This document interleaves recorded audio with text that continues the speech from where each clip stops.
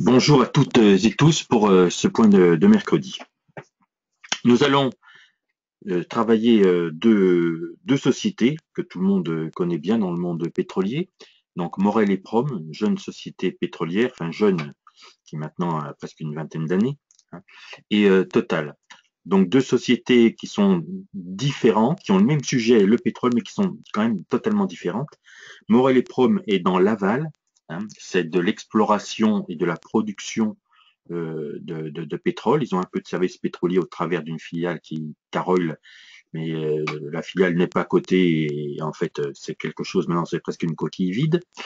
Et ensuite Total qui lui est complètement organisé verticalement avec exploration, production, raffinage, distribution, hein. Donc et d'autres activités annexes, hein. Mais donc ces deux sociétés, bien sûr, en niveau taille, n'ont rien à voir, hein. On a un paquebot Total avec une chaloupe Morel et Prom. Et c'est donc en fait la chaloupe qui ne présente pas le plus beau potentiel, mais dont on va regarder en premier le graphe, hein. Alors, il y a beaucoup de choses sur Morel et Prom, beaucoup de choses au niveau fondamental. Morel et Prom, c'est du pétrole principalement au Gabon et depuis peu au Nigeria, comme ils ont avalé une filiale qui s'appelait Morel Prom International, qui avait pour participation des parts, 20% des parts dans la société Seplat. Seplat, qui est une société nigériane cotée à Londres, qui est très intéressante aussi, mais qui ne peut pas être mis en PEA, hein. Donc Morel et Prom a gobé MPI, hein, à vil prix, hein. Ils ont fait une très bonne affaire. Et cette très bonne affaire, eh ben, elle se situe là, hein, au niveau prix, c'est là, et ça a permis, en fait, enfin ça a permis, ça provoque aussi un arrêt de la baisse, tout au moins, et peut-être le début d'un rebond, hein. Le pétrole se stabilisant, si nous rentrons dans des zones de 50 $ le baril, viser un potentiel à 4,60, c'est tout à fait possible. Et c'est pour cela que l'on va regarder et étudier le graphe ce soir. Alors, au niveau cohérence, on a ce problème de nuages baissiers qui chapeautent les cours en hebdomadaire, tandis que le nuage est passé haussier en daily, hein. Donc, on a une incohérence, certes, mais là, on a une épaisseur de nuages excessivement important, donc une volatilité extrêmement forte.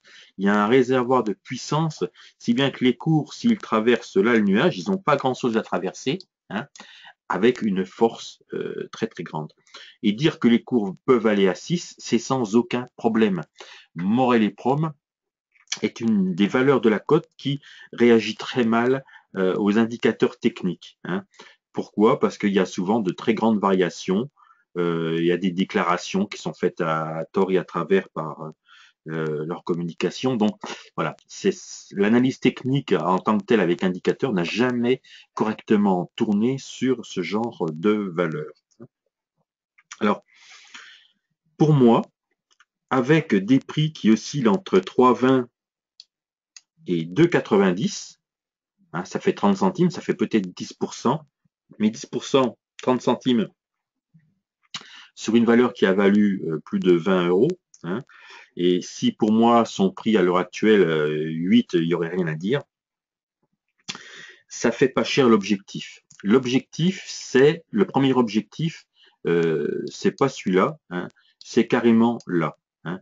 L'objectif 3,80, en fait, on pourrait mettre une ligne de résistance, mais la valeur ne peut de toute façon monter que si le pétrole se maintient bien sûr au-delà de 40 et va plutôt vers les 50.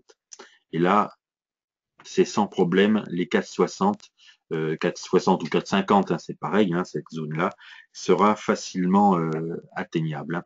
La société regagnera de l'argent, tout ira bien, les emprunts pourront être remboursés. Ils ont de plus de 200 millions de trésorerie d'avance, donc il y a de la trésor, ils ont un peu de l'avance pour tenir plan budgétaire. Donc, c'est un joli coup à tenter. Hein.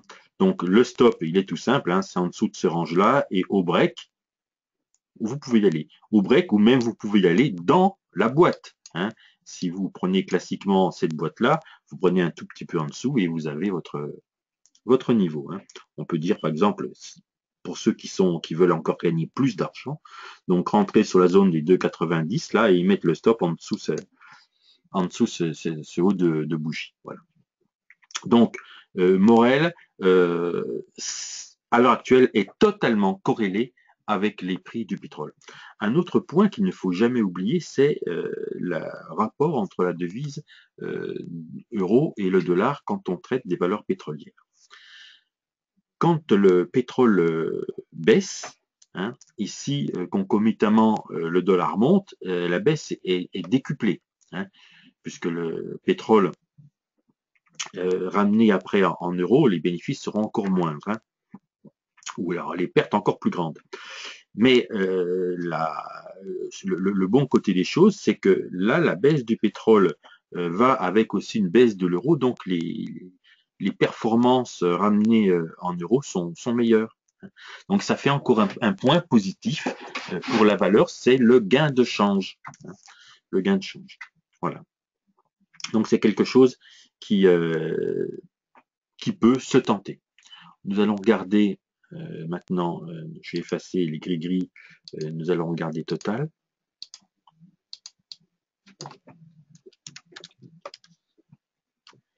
Non, Morel Total, ça n'existe pas. Pendant un temps, on avait cru à une OPA. Alors par contre, toutes les rumeurs d'OPA sur Morel, ça a toujours échoué depuis 20 ans, donc c'est pas la peine d'en tenir compte. Hein. Alors vous voyez que au niveau graphe, ça n'a plus rien à voir avec Morel. Hein. On a des hauts, des bas et on avait des zones d'achat. Là, on est en train de s'échapper du nuage hebdomadaire qui s'horizontalise. Hein. Donc, il veut bien dire que le système Ishimoku ne veut pas dire grand-chose. On le voit bien puisque c'est maintenu, les prix sont maintenus dans un range. Hein. Et pareil, bien sûr, en daily. Alors là, en daily, on a un appui sur le nuage et on a une musique qui est passée donc haussière, hein, en daily. Cette bougie-là est un peu une bougie d'alerte, mais on peut très bien s'en servir comme point d'entrée. Hein. 41,5, c'est un prix médian. Hein. C'est-à-dire que, bon, ben, à 38, bien sûr, vous êtes perdant, mais si vous allez en haut du range, ben, vous serez gagnant. Et là, c'est des zones où on peut s'alléger. Donc, qu'est-ce qu'on peut faire là sur ce genre de graphe?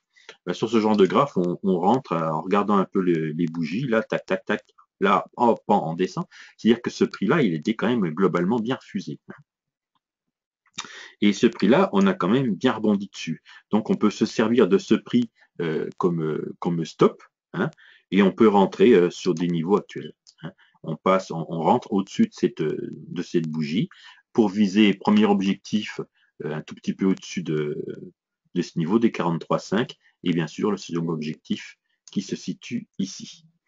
Quand on a atteint cet objectif, ce premier objectif, ce qu'il faudra faire, c'est regarder l'allure de la courbe, à savoir est-ce que l'on peut remonter le stop. Et si oui, est-ce que pour la même quantité de risque que j'avais, est-ce que je peux augmenter mon exposition? Voilà. Hein. Et là, du coup, si on arrive à augmenter l'exposition et que l'on arrive ici, nous aurons décuplé nos gains. Bien sûr, si le trad va en sens inverse, eh ben, tout de suite, on sera perdant et on encaissera notre perte qui fait partie de notre risque acceptable et accepté. Voilà. Donc là, le nuage, il veut pas dire il est pas, hein, il est horizontal, c'est pas globe. Hein. Là, on a passé le nuage, on a fait un break, on zozote dessus. Hein. On est reparti à nouveau en haussier. La musique des prix, elle est haussière, malgré cette bougie bien particulière. Donc, on peut faire quelque chose. Vous avez vu par rapport à Morel, l'objectif est nettement plus proche. Hein. Ça traite, le Total traite bien sûr du pétrole, mais c'est une société qui est beaucoup plus grosse, donc les nouvelles l'impacteront moins. Une nouvelle apportera nettement moins la valeur, et de l'autre côté, bien sûr, ben, le potentiel pour une bonne nouvelle sera moins grand. Voilà. Nous allons maintenant travailler sur quelques paires Forex. Voilà, tac. On va regarder des paires avec du dollar néo-zélandais. On va faire que du néo-zélandais ce soir. Donc, bien sûr, une bougie comme ça, c'est les bougies destructrices de compte, hein, comme habituellement avec le CHF. Hein.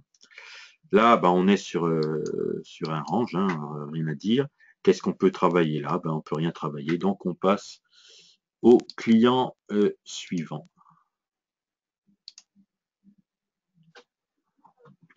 Client suivant qui a une musique baissière en hebdo. Hein, baissière en hebdo. Là, on voit que on a eu une tentative de rebond. On est bien contenu par le nuage. On repasse à nouveau en baissier. Et on peut partir sur le break du plus bas avec ce premier point qui peut être un stop pour viser. C'est pas le première intention, c'est de viser là, hein, et l'objectif recherché, hein, c'est celui-ci, hein, c'est les 70-60. Donc là, en fait, ce qu'il faut faire, on va le faire tout de suite, et on va le faire sur le graphe hebdo. On va chercher un stop qui est plus proche. Hein.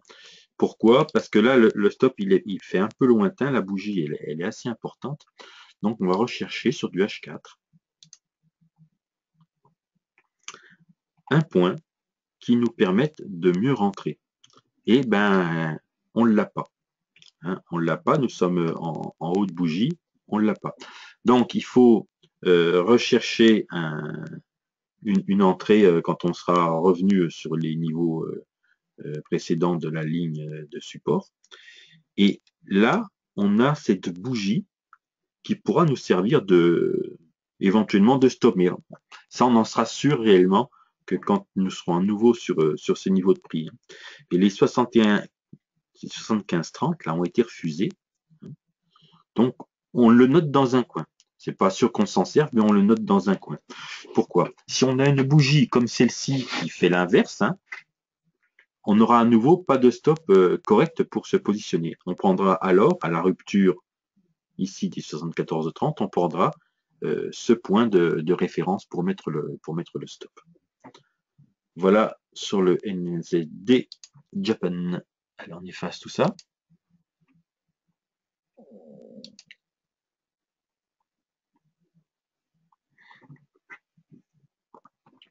Alors là, la bougie du NZD en 4 heures, elle est énorme. Hein. Il y a dû avoir une good news. On va revenir en hebdo, parce que c'était l'hebdo que l'on cherchait. Et là, en hebdo, on est bien contenu par le nuage. Hein. On est monté dedans, on retourne, mais on zozote à l'intérieur du nuage. Donc là, la musique, on va mettre quand même quelques traits. La musique est un peu dans le range, mais un peu dans le haussier. Pourquoi? Ben, en fait, les plus hauts, grosso modo, sont un petit peu plus bas, mais bon, guère plus. Tandis qu'on a quand même une musique là qui tend à s'affranchir et qui résiste bien au nuage. Le nuage n'a pas repoussé les prix.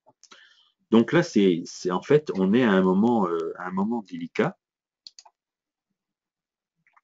Un petit de ligne, voilà. Un moment délicat dans lequel ben, on ne va pas faire grand chose. Pourquoi? Alors, on va grossir celui-ci. Là, sur cette ligne que j'ai tracée à 0,6540, eh ben, les bougies font l'essentiel du range des prix. Hein. Et là, il y a 300 pips, 330 pips d'écart, et les bougies, il arrive souvent que les bougies fassent ce range-là.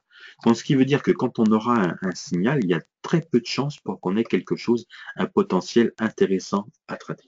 Donc, pour cette valeur, il faut attendre que l'on casse ces niveaux, que l'on aille au-dessus, mettons, des 0,70, ou qu'au contraire, que l'on redescende un peu plus bas pour envisager quelque chose.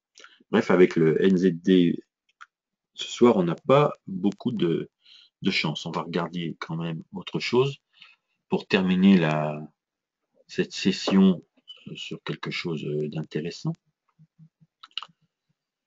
Alors, on l'avait vu dimanche, quelque chose que l'on n'a pas regardé. Alors, l'euro GBP, donc l'euro contre la livre anglaise. Alors là, en ce moment, la livre anglaise, hein, on est quand même bercé par le Brexit, par les déclarations, les fausses déclarations de la reine ou les vraies déclarations, ça importe peu. Hein, il y a un petit peu de mouvement. Hein.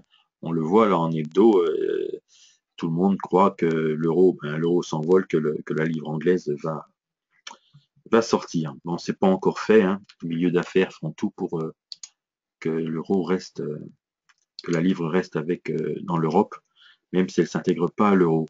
Il y a un événement ce soir qui est sorti sur les Telex, c'est la prochaine fusion possible, hein, parce que tout le monde a l'air d'accord, entre la bourse anglaise et la bourse allemande, hein, ce qui va créer un mastodonte européen dans le domaine de la négociation des valeurs. Donc, qui dit mastodonte européen avec une sortie de l'Angleterre, c'est un mastodonte qui deviendrait peut-être au pied d'argile. Hein. C'est pas facile d'avoir un pied en dehors et un pied en dedans. Voilà. Donc je sais pas comment ils vont se débrouiller, mais ça va pas être facile pour eux à gérer ce problème de plus. Hein. Parce qu'en Angleterre, ils ont le problème de la chute des revenus de la mer du Nord, hein, des revenus pétroliers. Alors nous, on est dans le technique, hein. On est dans le technique, on est sur du haussier en hebdo. En journalier, on a une musique haussière. Alors, l'objectif, eh ben, il est tout simple. Hein. L'objectif, je prends mon surligneur, hein, c'est les 0,80 en objectif. Hein. Donc, on peut rentrer maintenant avec un stop sur les 0,77. Donc, on a 200 de... on est peut-être un peu proche. Oui, on n'a que 130 de potentiel pour un stop à 77 à 130. Ouais, on est à 1 pour 1. Donc, vous savez que quand on est à 1 pour 1, eh ben, il faut descendre du T. Hein. Alors, nous allons descendre du T, voir si on trouve quelque chose de plus sympathique. Alors, on se met en H4 pour voir si on a un stop intéressant. Ben, il est tout fait, hein, le stop, il est très très très intéressant. C'est quoi? Et ben là, on a des bougies qui sont à peu près sur le même niveau, hein, tac tac tac tac tac, celle-là. Et ben nous, on va tracer en fait là, on se met là, et là ça fait un stop à 30 pips, hein, ça fait pas grand-chose, donc ça, on a beaucoup de chances d'être touché, bien sûr, hein, au moindre mouvement. Hein. Donc essayez de partir sur ces niveaux avec un stop rapproché. Alors quand on a une soirée qui vient, c'est peut-être intéressant d'attendre demain matin, hein, d'attendre les 6 heures, 7 heures du matin pour voir si le setup est toujours valide et s'il est valide de poser à ce moment-là son ordre. Hein. Laisser son ordre là avec les mouvements qui peuvent se produire pendant la nuit et qui sont pas forcément significatifs sur les places asiatiques concernant l'euro et la livre anglaise. Donc c'est pas forcément ce qu'il y a de mieux. Mais bon, ça nous fait un setup à 30 pips de perte potentielle pour un gain pas miraculeux, mais un gain de 130, quoi, 110, 130. Donc là, on a un ratio qui est intéressant. Vous voyez, le fait d'avoir descendu sa vision de la journée rend les choses intéressantes. Alors, ce qu'il ne faut surtout pas oublier, c'est que ces bougies-là, ce sont des bougies en 4 heures, hein, et donc elles englobent la journée donc d'aujourd'hui de pleine cotation. Hein, c'est pas des bougies de nuit. Hein. Là, c'est des bougies de jour. C'est pour ça qu'on peut se dire, bah tiens, le niveau est quand même sympa. On n'a pas cassé ces 78,40 dans une seule journée de cotation. Voilà. Donc, ce qui est symbolisé en fait par une bougie avec un petit range aujourd'hui. Hein. La bougie daily de ce jour, elle est très faible. Hein. Ça nous ferait donc un stop sur ces niveaux. Voilà. Je vous remercie de votre attention. Demain, nous avons un live. Hein. Vous avez dû vous rendre compte que les lives ne sont plus journaliers de 13h30 à 14h. Ils sont passés les lundis et les jeudis. Hein. Je suis en train de réorganiser pour mettre d'autres priorités de temps sur des produits qui se mettent en place. Après, de toute façon, il y aura toujours quelque chose à un moment quelconque.